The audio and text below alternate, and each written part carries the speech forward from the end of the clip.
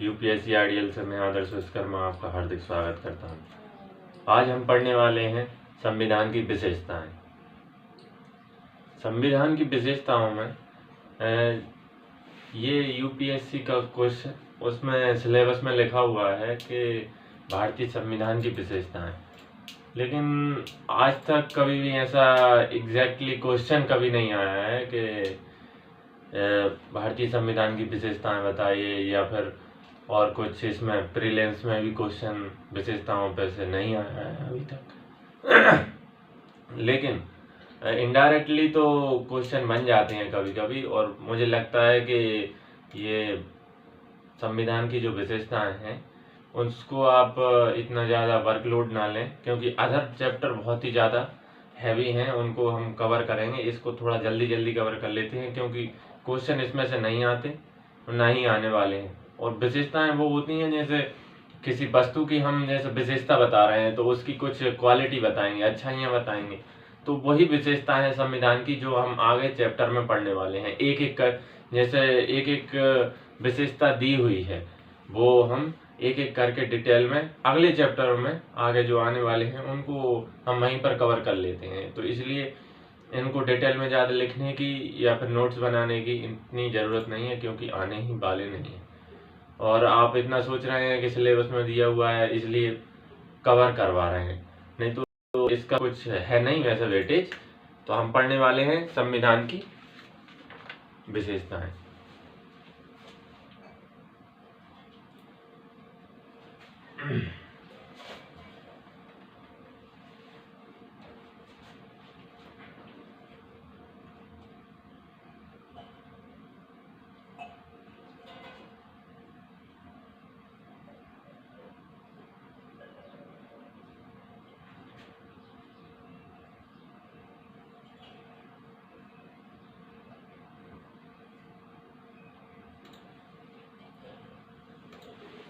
भारतीय संविधान की विशेषताओं में सबसे पहले एक, और जो सभी को पता है, पहले से सभी छोटे से बचपन से पढ़ रहे हैं सभी, कि भारत का संविधान विश्व का सबसे विस्तृत सबसे बड़ा संविधान है और लिखित संविधान है।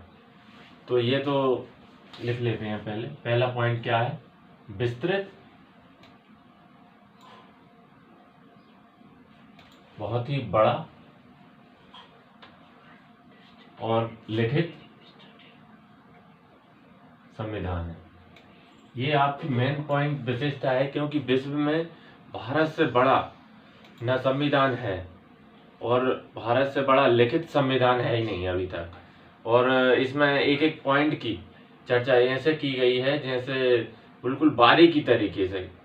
ये बहुत, हम संविधान निर्माताओं की बहुत बड़ाई करना चाहता हूँ, क्योंकि एक एक पॉइंट को निचले तबके तक व्यक्ति को, जो निचले तबके से आए हैं व्यक्ति, उनको तक संविधान में जगह मिल जाए। उन्होंने भरपूर जी-जोर कोशिश की है, तो उसके लिए उनको धन्यवाद। और जो ये विशेषता बन गई है क्योंकि ये सबसे बड़ा और लिखित संविधान है, क्योंकि इसमें अनुच्छेद कितने हैं? अनुच्छेद हैं इसमें 395। आप समझिए 395 कितना होता है। एक बुक इतनी मोटी भरा जाएगी, इसमें 395 अनुच्छेद है, आर्टिकल, जिनको हम आर्टिकल कहते हैं। एक एक करके ये लक्ष्मीकांत में हम इनको भी, जो इम्पोर्टेंट उनको सभी को हम कवर अप करते चलेंगे, जितने भी आर्टिकल हैं। आप देखें तो भाग हैं, ये 395 अनुच्छेद 22 भागों में विभाजित है। कितने? 22 भाग। और इनके सब मिला के इनके कुछ अंडर में बाद में जोड़ दिए गए हैं, तो यहाँ से मिला के 25 हैं, लेकिन मेन तो 22 है। आप हमेशा क्या कहें? 22 ही लगाएं, 22 ही भाग हैं। और फिर क्योंकि अनुच्छेद में इतनी बात लिखना संभव नहीं है, तो क्योंकि प्रत्येक, हमारे यहाँ भारत में बहुत ही ज़्यादा विविधता है, विविधता से भरा देश है हमारा। हर एक आर्टिकल में प्रत्येक व्यक्ति का जिक्र नहीं किया जा सकता, ना ही विधि और लॉ का जिक्र किया जा सकता है। यहाँ पर सिर्फ रेफरेंस दिया हुआ है कि ये सरकार करे, ये न्यायपालिका करे, नागरिक की जिम्मेदारी ये है, उससे संबंधित लॉ जो हैं, बाकी के अदर विधियां बनती रहती हैं। उन कुछ अनुसूचियां बनी हैं, अनुसूचियां बनी हैं। वर्तमान में अनुसूचियां 12 हैं, पहले जो थी वो थी 8। तो भारतीय संविधान की आपकी अगली विशेषता है कि भारत का संविधान विभिन्न देशों के संविधान से लिया गया है। डॉक्टर भीमराव अंबेडकर ने कहा था कि भारत का संविधान जो है वो विश्व के संविधानों को छानने के बाद, अर्थात जो सभी को छानने के बाद जो मेन पॉइंट बचे हैं, जो सभी में अच्छे हैं, जो नागरिकों को आगे कल्याणकारी राज्य बनाने के लिए पर्याप्त है, इसलिए उन्होंने ये संज्ञा दी है कि भारत का संविधान विश्व के संविधान को छानने के बाद बनाया गया है। उसमें हमने अमेरिका के संविधान से लिया है, आयरलैंड, ब्रिटेन और साउथ अफ्रीका और 4-6 देश और हैं बाकी के अदर्स, तो उनको हम पढ़ेंगे। उसके लिए मैं अलग से वीडियो बनाने वाला हूं। आप सिर्फ इतना यहाँ जान लें कि भारत का संविधान बहुत सारे संविधानों का एक संग्रह है, जो मतलब अन्य संविधान हैं जो भारत में इम्प्लीमेंटेशन हो जाएंगे। सुप्रीम कोर्ट के एक आर्टिकल 13 का क्लॉज 2 कहता है कि जो संविधान के जो पार्ट है, जो विधि बनेगी, वो मूल अधिकारों के खिलाफ ना हो, इसीलिए वहाँ तक वो रिस्ट्रिक्टेड या अर्थात काट दी जाएगी। तो ऐसे ही ये लिया गया है, जो मूल अधिकारों का हनन नहीं करती हैं जो विधियाँ, वो विधियाँ ले ली गई हैं और वो ही विधियाँ मान्य हैं। आपकी अगली विशेषता है नम्यता और अनम्यता का समन्वय। नम्यता क्या होती है? लचीलापन, और अनम्यता यानी कि कठोरपन। अगर अमेरिका का संविधान हम देखें तो उसमें संशोधन करना बहुत ही ज़्यादा कठिन है। संविधान संशोधन अमेरिका के संविधान में बहुत ही कम होता है, और भारत के संविधान में संविधान संशोधन की 3 विधियां हैं जो हम आगे पढ़ने वाले हैं। संविधान संशोधन की एक अलग ही सिलेबस में मेंशन किया हुआ है, तो उसका एक अलग चैप्टर पढ़ने वाले हैं। आर्टिकल 368 के द्वारा संविधान में कैसे संशोधन किया जा सकता है और बिल कैसे पास होगा, कितने बहुमत चाहिए, इसको हम अलग से देखेंगे। नम्यता और अनम्यता का संग्रह हम इसी से जान सकते हैं, अर्थात संविधान संशोधन जो basic structure of the constitution के अंतर्गत जो विषय आते हैं उनको हम संविधान द्वारा संशोधन आर्टिकल 368 द्वारा नहीं कर सकते, और जो विधि लॉ वगैरह हैं और उनको अधिनियम जो पास करवाने हैं वो साधारण बहुमत से 50%+1 के द्वारा हम कर सकते हैं। ठीक है, आपकी ये परिभाषा कंप्लीट हो गई है। आपकी अगली विशेषता है एकात्मकता की ओर झुकाव के साथ संघीय व्यवस्था। एकात्मकता की ओर झुकाव के साथ संघीय व्यवस्था। एकात्मकता क्या है? जहां पर किसी व्यक्ति का राज होता है, जैसे घर परिवार में आपके दादाजी, पिताजी, इनका चलता है सिक्का तो उन्हीं के देखकर अगर देखें तो विदेशों में भी आपके जैसे ब्रिटेन है, वहां पर राजा महाराजा होते हैं। तो ऐसे एकात्मक किसी एक व्यक्ति के हाथ में सत्ता होना अर्थात एकात्मकता का होना। भारत में भी ऐसा कहीं कहीं क्लॉज में नजर आता है, और भारत में एकात्मकता तो है ही, उसके साथ संघीय व्यवस्था अर्थात संघ अर्थात केंद्र प्लस राज्यों का समन्वय, विकेंद्रीकरण के साथ हमारे भारत में एकात्मकता है। एकात्मकता का अगर मैं कुछ उदाहरण दूं तो भारतीय नागरिकता है। नागरिकता भारत में सिर्फ एक ही होती है, भारत की नागरिकता। अमेरिका की अगर नागरिकता देखें तो उसमें संघ की अलग है और राज्यों की अलग अलग है। और ऐसा ही न्यायालय में देख सकते हैं, हमारे यहाँ एक ही न्यायालय है। न्यायालय की एकात्मक प्रणाली है, अर्थात सुप्रीम कोर्ट, हाई कोर्ट और अधीनस्थ न्यायालय बाकी के। अमेरिका का देखें तो वहां पर है संघ का अपना न्यायालय है, राज्य का अपना न्यायालय है। वो एक दूसरे से कंपैरेटिव हम नहीं कर सकते और वो एक दूसरे में दखलंदाजी नहीं कर सकते, सबके अलग अलग हैं। यहाँ भारत में ये संभव नहीं है। हाई कोर्ट की जो अगर अपील आपके खिलाफ आ जाती है तो आप सुप्रीम कोर्ट में कर सकते हैं, लेकिन अमेरिका में ऐसा नहीं कर सकते। अगर स्टेट में आपका जो डिसीजन हो गया है वही मान्य है, आप संघ सरकार के कोर्ट में आप नहीं कर सकते। भारत में ये सुविधा है, इसके लिए हम क्या कह सकते हैं, एकात्मकता की ओर झुकाव। संघीय व्यवस्था क्या है? संघीय व्यवस्था अर्थात केंद्र और राज्यों का समन्वय, अर्थात शक्तियों का पृथक्करण के साथ समन्वय।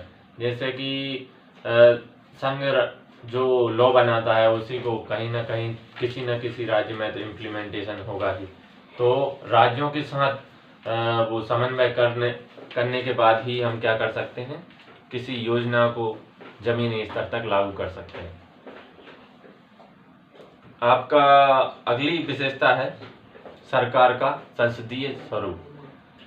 संसदीय स्वरूप में मैंने आपको बताया है कि संसदीय अर्थात संसद को मान सकते हैं आप, संसदीय अर्थात दो सदनीय प्रणाली। जैसे संसदीय अर्थात लोकसभा प्लस राज्यसभा और राष्ट्रपति को मिलाकर हम क्या कहते हैं, संसदीय सरकार की गठन कर सकते हैं। भारत में ये संसदीय स्वरूप आपको देखने को मिलेगा। ठीक है। आपकी अगली विशेषता है कि संसदीय संप्रभुता एवं न्यायिक सर्वोच्चता में समन्वय। ये अमेरिका का अगर आप देखेंगे, संसदीय स्वरूप और न्यायालय की अलग अलग कॉम्बिनेशन है। अगर न्यायालय वहां पर सर्वोच्च मान्य है, आप देख सकते हैं कि न्यायालय ने जो कह दिया उसको विधि भी दोबारा बनानी पड़ेगी। ठीक है। ब्रिटेन में ऐसा नहीं है, ब्रिटेन में सरकार सबसे ज्यादा मजबूत है, वो न्यायालय के निर्णय को भी ओवर रूल कर सकती है।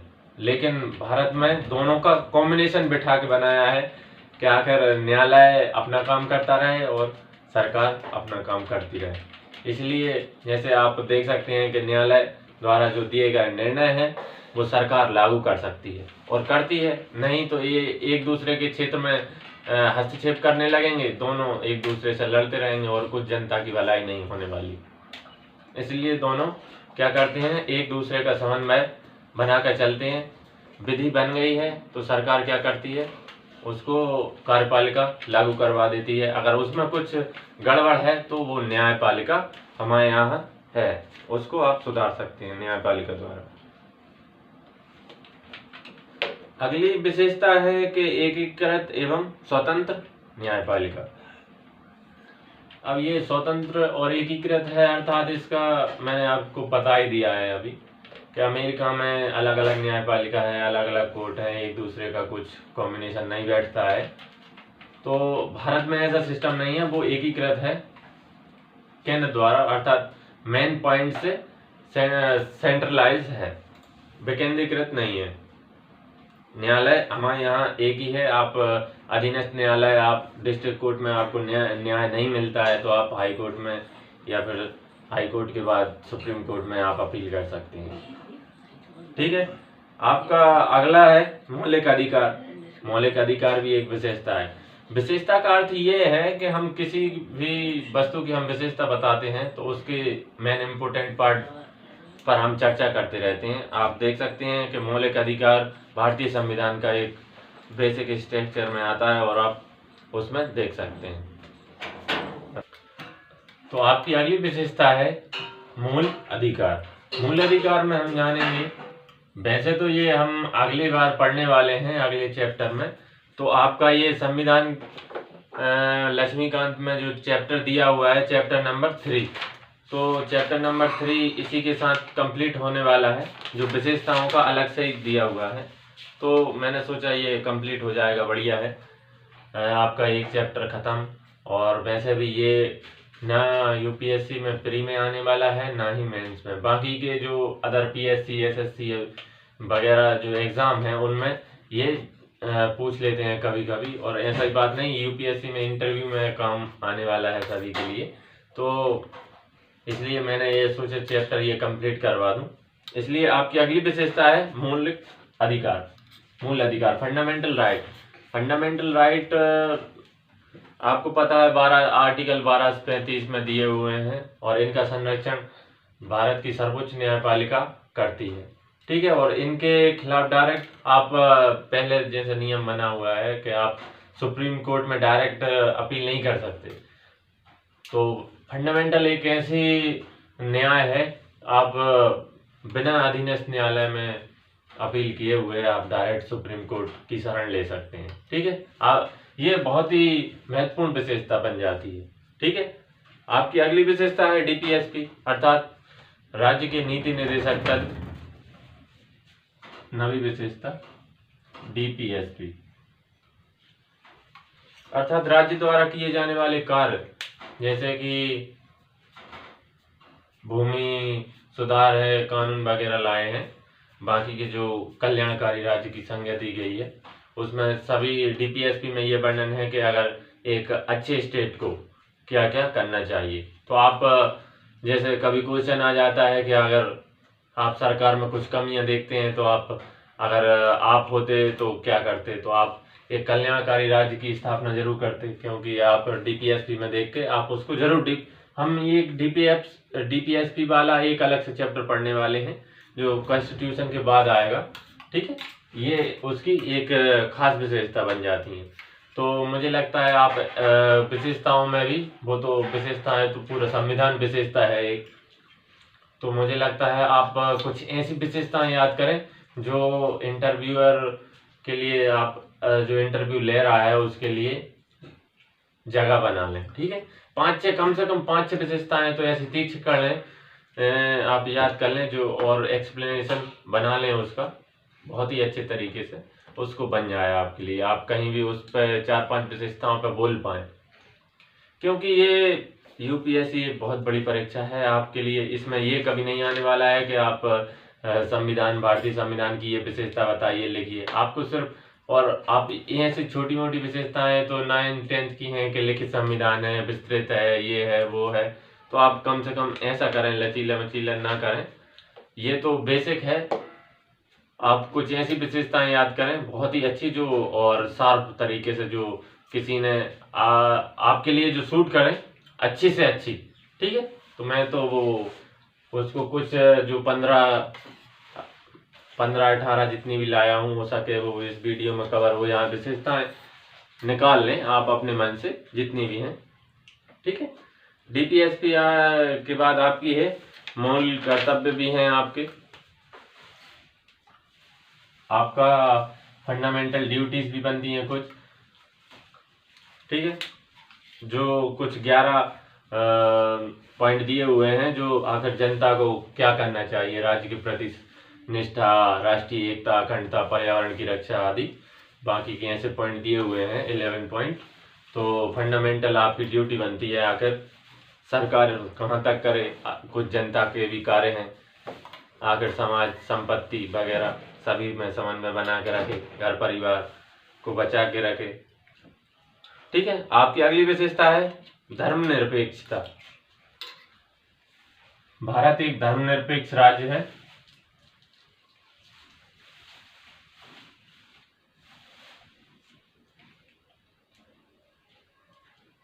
धर्मनिरपेक्ष। भारत एक धर्मनिरपेक्ष राज्य क्यों है? धर्म, पहले तो हम देख लें धर्मनिरपेक्ष का अर्थ क्या है, इसको हम पढ़ने वाले हैं।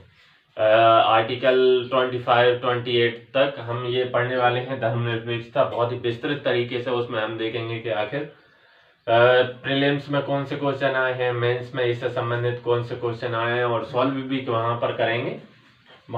यहाँ पर हम सिर्फ इसका ओवरव्यू ले रहे हैं कि ये भी एक हमारे संविधान की विशेषता है कि भारत में धर्मनिरपेक्षता को अपनाया गया है। धर्मनिरपेक्ष का अर्थ है ना ही हम किसी धर्म के विरोधी हैं, ना ही किसी धर्म का समर्थक है, ठीक है, ना ही समर्थक है,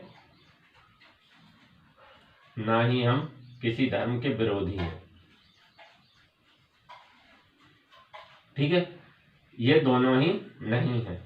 किसी पे जैसे पाकिस्तान है वो इस्लाम धर्म को चाहता है, ब्रिटेन ईसाई वगैरह, तो हमारे यहाँ विविधता इतनी है कि ईसाई भी हैं, मुस्लिम, हिंदू और बाकी सिख, ईसाई, पारसी सभी हैं। तो इसलिए किसी एक विशेष धर्म को दर्जा देना ये सभी के लिए अन्यायपूर्ण हो जाएगा, ठीक है। ये तो ना ही हम किसी का सपोर्ट करते हैं, ना ही किसी का हम विरोध करते हैं।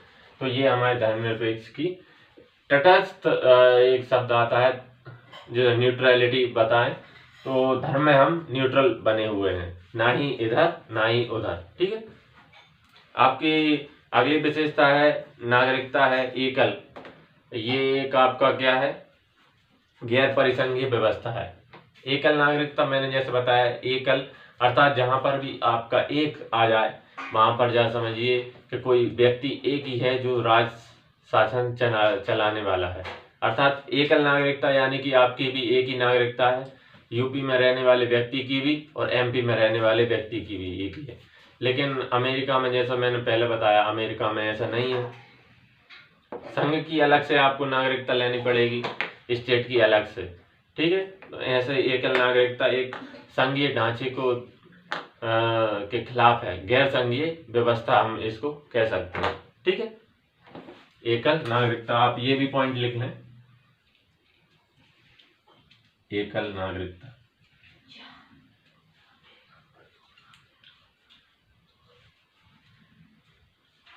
आपकी अगली विशेषता है कुछ स्वतंत्र निकाय बने हुए हैं, जैसे कि यूपीएससी वगैरह आप खुद पढ़ते हैं।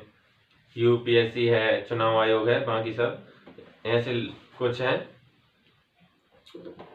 जो आयोग वगैरह बने हुए हैं, वो स्वतंत्र निकाय हैं जो खुद निर्णय लेते हैं और खुद ही इम्प्लीमेंटेशन करते रहते हैं। ये जरूरी है क्योंकि सरकार इन पर दबाव इनडायरेक्टली तो बना सकती है, लेकिन ऐसा नहीं है। संविधान में इसको हम पावरफुल बनाते हैं। ये एक क्या है, स्वतंत्र निकाय के रूप में उभर के आते हैं। ठीक है। संविधान में इनको जगह दी गई है स्वतंत्र निकाय।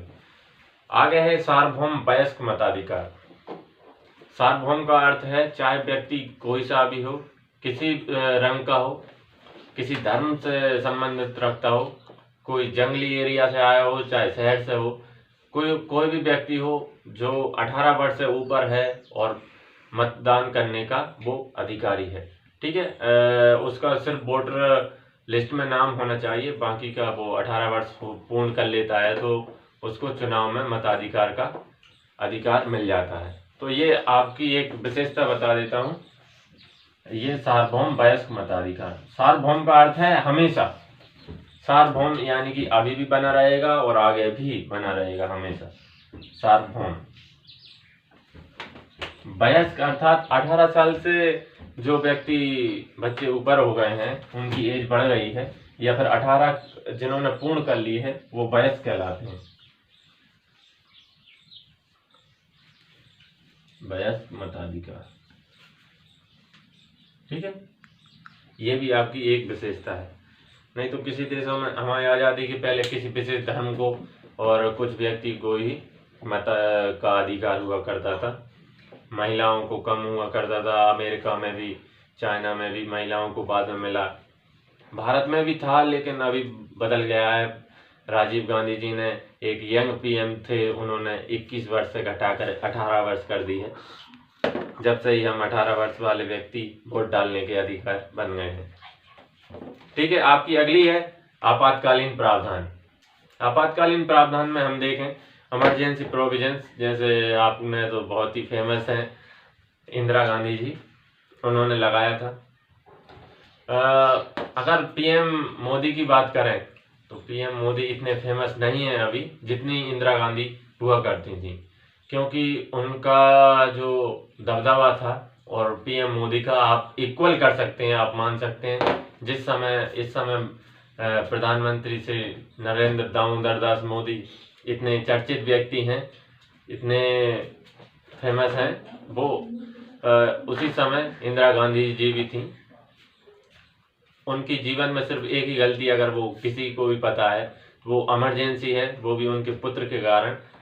तो आपातकालीन प्रावधान की चर्चा अगर हम उन्हीं के बेस पर करते हैं, क्योंकि उन्होंने ऐसी लगाई है इमरजेंसी के। वो कुछ नेता इतने जेल में चले गए, मारा पीटा, पुलिस राज्य की अवधारणा बन गई है वहीं से।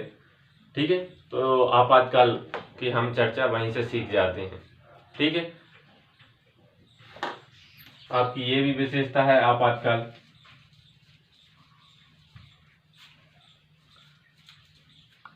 आपातकाल में प्रोविजंस हैं, इसका भी सब मैं आपको कह रहा हूँ, हम सभी का एक ऐसा चैप्टर अलग से पढ़ेंगे। लक्ष्मीकांत में अलग अलग चैप्टर दिए हुए हैं सभी का। मैंने विशेषताएं भी बताई कि विशेषता होती क्या है, कि किसी अगर वस्तु की, व्यक्ति की, हम बुक की जितनी भी विशेषता बता सकते हैं, उसके अच्छे अच्छे पॉइंट निकाल के हम अगर लाएं तो बहुत सारी आपकी विशेषता बन सकती हैं। यही नहीं है, आप खुद निकाल सकते हैं, जो भी आपको अच्छा लगता है आपके संविधान में आप वो विशेषता बता सकते हैं। ठीक है। आपातकालीन प्रोविजंस यानी कि कुछ गड़बड़ हो जाती है या फिर युद्ध छिड़ जाता है, कोई विदेशी आक्रमण हो जाता है, तो उसके कारण राष्ट्रपति मंत्रिमंडल की सलाह पर आपातकाल लगा सकते हैं। आपकी अगली विशेषता है त्रिस्तरीय सरकार, अर्थात त्रिस्तरीय सरकार 1993 के समय 1992 में जो बिल बना है, पंचायती राज आया है, हमारे गांधी बाबा की सोच जो थी, उन्होंने कहा कि जब तक देश का आखिरी व्यक्ति वो खुद से निर्णय नहीं लेगा तब तक हमारा भारत देश स्वतंत्र नहीं कहला सकता। इसलिए वो अंत्योदय का हम संज्ञा यहाँ पर याद करें कि अंत्योदय, जहाँ तक, जब तक अंत ना हो किसी चीज का, अंत आखिरी व्यक्ति तक सुविधा ना पहुंच जाए, तब तक हम आजाद नहीं हो सकते। इसलिए त्रिस्तरीय सरकार अर्थात पंचायती राज की व्यवस्था भारत में लागू की गई है, उन्हीं के बेस पर, गांधी जी के जो विचार हैं उन्हीं को कोट करते हुए लाया गया है। 1992 में ये भी प्रावधान किया गया था कि जो राज्य, त्रिस्तरीय सरकार मैं बताता हूँ आपको कैसे, एक तो संघ की सरकार, राज्य की सरकार और एक पंचायत की सरकार, ऐसी त्रिस्तरीय सरकार की व्यवस्था हो गई है। पंचायत खुद अपने निर्णय ले सकती है, गांव में लागू कर सकती है, नगर पालिकाएं, और राज्य अपनी स्वायत्ता बनाए रखेंगे, केंद्र तो फिर उसकी है ही। ठीक है, ऐसी त्रिस्तरीय सरकार की संरचना हुई है। और राज्यों में संघ से जो लॉ बन के आया है उसमें राज्यों को छूट दी गई है, चाहे वो त्रिस्तरीय कर लें या फिर जनपद स्तर पर और बना लें, ब्लॉक स्तर पर और बना सकते हैं, ऐसे डिवाइड कर सकते हैं। उन पर निर्भर किया है कि आप त्रिस्तरीय चाहते हैं या 4 स्तर या 2 स्तर की पंचायती व्यवस्था चाहते हैं, तो आप जैसा आपको सूट हो, जिस राज्य में जैसा सूट हो जाए वैसी व्यवस्था उनको दी गई है कि आप जैसा लागू करें वैसा हो जाएगा। ठीक है, त्रिस्तरीय सरकार हो गई आपकी। आगे एक और बाद में जोड़ा गया था, वो सहकारी समितियां हैं कि आखिर समितियां क्या करेंगी, उसी के लिए, उसमें कुछ खास है नहीं ऐसा जानने के लिए। जो सहकारिता जैसा कोऑपरेटिव फेडरलिज्म जो है, बस वही है, उसके लिए हम अलग से चैप्टर पढ़ने वाले हैं। ठीक है, तो संविधान की हम विशेषताएं तो पढ़ते हैं, लेकिन उसके साथ आप देखते होंगे कि किसी व्यक्ति को कुछ न्याय मिल पाता है, कुछ व्यक्ति रह जाते हैं। ऐसा संभव नहीं है कि कोई विधि बने तो एक का अधिकार छीनेगी तो दूसरे का कहीं ना कहीं तो अधिकार छीनेगा। आप ये तो जानते हैं कि भारत का संविधान सबसे बड़ा संविधान है, तो उसकी आलोचना इसलिए की जाती है कि क्यों आम नागरिक इससे अछूता है। उसमें ऐसे ऐसे शब्दों का वर्णन है कि आम व्यक्ति समझ ही नहीं सकता, इसलिए उसकी आलोचना इसलिए भी की जाती है कि उसमें कुछ आम व्यक्ति को समझने के लिए कुछ भी नहीं है। प्रत्येक व्यक्ति जो जमीनी स्तर पर कार्य कर रहा है, जो हालांकि जो व्यक्ति संविधान से अटैच नहीं है उनके लिए ये तो आप समझ सकते हैं बहुत ही ना समझने की बात हो जाती है। इसलिए वकीलों का शासन कहा जाता है। व्यक्ति कोर्ट कचहरी से इतना डरता है कि वो जाना ही नहीं चाहता, जबकि वो आपकी सुविधा के लिए बना है। ठीक है, आपकी ये इस बात पर आलोचना जरूर होती है कि वकीलों का स्वर्ग कहा जाता है, इसलिए क्योंकि एक कहानी आपको बताना चाहता हूँ कि भारत के ऐसे करामाती लोग हैं कि ब्रिटेन में एक व्यक्ति को फांसी की सजा दी गई थी न्यायालय द्वारा।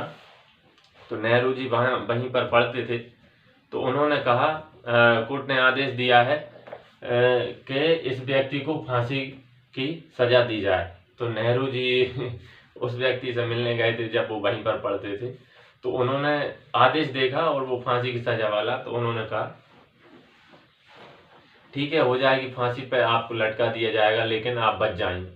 कैसे बचेंगे? तो नेहरू जी ने कहा कि आप बचेंगे। इसमें लाइन में लिखा हुआ है कि आपको फांसी पर टांग दिया जाएगा। ये नहीं लिखा है कि कितनी देर तक टांगा जाएगा, मरने तक टांगा जाएगा या फिर आपको मरने से पहले ही उतार लिया जाएगा। उसमें सिर्फ ये लिखा है कि आप फांसी की सजा दी जाती है। इसलिए उसमें उस व्यक्ति को फिर छुड़ा लिया गया, फांसी पर लटकाया और फिर उतार लिया। लेकिन फिर उसमें वहाँ पर प्रोविजंस उसको बदल कर किया गया कि जब तक व्यक्ति की टिल एंड डेथ, अर्थात जब तक व्यक्ति की डेथ ना हो जाए तब तक उस पर फांसी पर लटका ही रहेगा। व्यक्ति ऐसे ऐसे हैं, एक एक लाइन का एक एक शब्द का अर्थ ऐसा निकाल लेते हैं कि कुछ कहा ही नहीं जा सकता। इसलिए भारत का संविधान ऐसा है कि जो आम नागरिक है वो उसकी समझ से तो बाहर है। एक एक लाइन एक एक शब्द के अनेक अर्थ निकाल लेते हैं। इसलिए संविधान की जो व्याख्या है समय समय पर वो न्यायपालिका द्वारा की जाती है।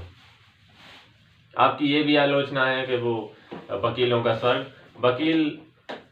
वकीलों का स्वर्ग इसलिए कहा जाता है क्योंकि जो संविधान निर्माता है उसमें ज्यादातर व्यक्ति, हम नेहरू को ले लें, चाहे भीमराव अंबेडकर को लें, चाहे सरदार वल्लभ भाई पटेल को लें, वो सब बैरिस्टर की पढ़ाई लंदन से करने वाले थे। सभी इतने अमीर थे, अमीर कितना नहीं कह सकते, किसी ने गरीबी देखी है नहीं देखी वो तो हम क्या कहें, लेकिन सभी बैरिस्टर इतने बड़े बैरिस्टर थे कि विदेश में पढ़ाई करके वो भारत में राज करने के लिए आए थे। राज नहीं कह सकते, उनने स्वतंत्रता दिलाई है, उन व्यक्ति को ऐसा नहीं कह सकते। गांधी जी भी एक बहुत बड़े बैरिस्टर कहे जाते हैं। बैरिस्टर का अर्थ है वकील। वकील हमारे संविधान के कुछ इसलिए बनाए हैं, कहते हैं इसलिए वकीलों का स्वर्ग। ठीक है। आपकी अगली आलोचना की अगर बात करूं तो कहते हैं उधार का संविधान है। भीमराव अंबेडकर ने कहा था कि ये तो हमने छानने के बाद, विश्व के सारे संविधान छानने के बाद इसको बनाया है। तो कुछ व्यक्तियों ने कहा ये तो आपने नहीं बनाया, तो फिर छाना ही है, तो फिर आपका मतलब क्या है। तो हम ये नहीं कह सकते क्या दूसरों की नकल करके आगे बढ़ना, हम ये नहीं कहेंगे कि हम आगे नहीं बढ़ रहे हैं। आप भाई देखिए, इंसान सभी व्यक्ति हैं, सभी को आज़ादी चाहिए, तो नियम भी एक से ही होंगे। खाना सभी को चाहिए, वो सभी खाना वहाँ भी खाते हैं और हम भी खाते हैं। तो ये थोड़ी ना है कि वो हमारी नकल कर रहे हैं या हम उनकी नकल कर रहे हैं। नहीं तो फिर हम क्या मिट्टी खाएंगे खाना के अलावा। ऐसा है कि आप जो व्यक्ति है, संविधान है, कहीं ना कहीं तो सिमिलर होंगे। ठीक है। उधार का संविधान विश्व के संविधानों को छानने के बाद किया गया है। उसका चैप्टर मैं अलग से लाने वाला हूं कि किस देश से कौन सा विधि ली गई है। ठीक है। ये भी है कि 1935 का जो 70% हिस्सा है वो भारत के संविधान में लिया गया है।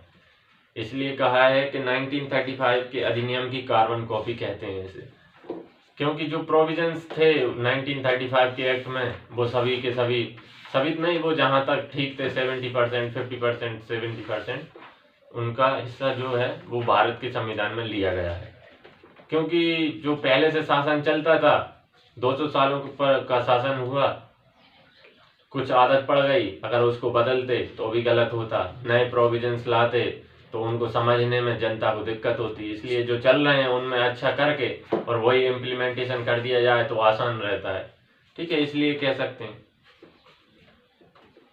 और ये लिखा है कि गांधीवादी से दूर संविधान, गांधी जी के जो संविधान बनाना चाहते थे कि अंत्योदय, अर्थात अंत, जब तक आखिरी व्यक्ति को न्याय ना मिल पाए तब तक संविधान बेकार है और हमारी स्वतंत्रता ही बेकार है।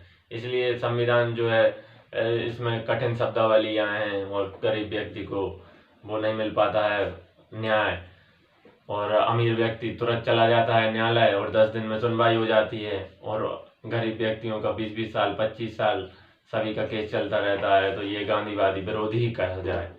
ठीक है। ये कहा है। और एक और कहा है कि महाकाय, अर्थात बहुत ही बड़ा संविधान है, इतने लिखने की क्या जरूरत थी। तो ये तो बात है कि भारत की विविधता बहुत ज्यादा है। संविधान लिखा था लेकिन इतना भी नहीं जितना लिखा है। ठीक है। कुछ प्रोविजंस कुछ बिना फालतू के लिखे हुए हैं, उनको अभी तक निर्देशित नहीं किया गया है, लेकिन उनके लिए समिति बैठती हैं, वो 20-20 साल तक काम करती हैं और वो वैसा का वैसा रखा रहता है, क्योंकि ये शब्द का अनर्थ कर देते हैं, इसलिए उनको लिखना भी जरूरी था। ठीक है, महाकाय संविधान इसीलिए कहते हैं। तो आई होप आपको ये चैप्टर समझ में आया होगा। अगर आपको ये समझ में आया है तो चैनल को लाइक करें, सब्सक्राइब करें, ठीक है। और काट दे बस। चैनल लाइक थोड़ी कर दो। मैं ये बताना चाहता हूँ कि विशेषताओं से यूपीएससी में क्वेश्चन कभी नहीं आया है, और इनडायरेक्टली कहें तो धर्मनिरपेक्षता और बाकी शब्द आते रहते हैं, शक्तियों का पृथक्करण, लेकिन ऐसा नहीं है कि उन्होंने पूछ लिया है कि आप भारतीय की संविधान की विशेषताएं बताइए। ये तो हलवा है, वो भी ठंडा वाला।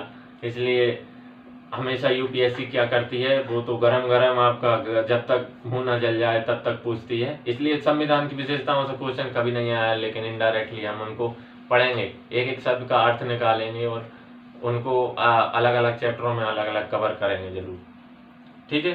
तो आपको वीडियो अच्छा लगा हो तो वीडियो को लाइक करें, चैनल को सब्सक्राइब करें। आपके लिए मैं अगली वीडियो लाने वाला हूँ प्राइमल पे, उसके बहुत सारे क्वेश्चन जो यूपीएससी में पूछे गए हैं प्री प्लस मेंस द्वारा, उनके मॉडल आंसर हम बनाने की कोशिश करते हैं, लेकिन क्वेश्चन जहाँ तक होगा मैं क्वेश्चन बहुत सारे लाऊंगा, और जितने भी बने हैं यूपीएससी में, और मॉडल भी बना सकते हैं हम उसके, और उसमें जो शब्द लिखे हुए हैं उसके लिए सारा विश्लेषण करके मैं लाया हूँ, ठीक है। धन्यवाद। वीडियो को लाइक करें और चैनल को सब्सक्राइब जरूर करें। अगली वीडियो प्राइमल पे आ रही है, बेल आइकन को जरूर दबा के रखें, ठीक है। धन्यवाद।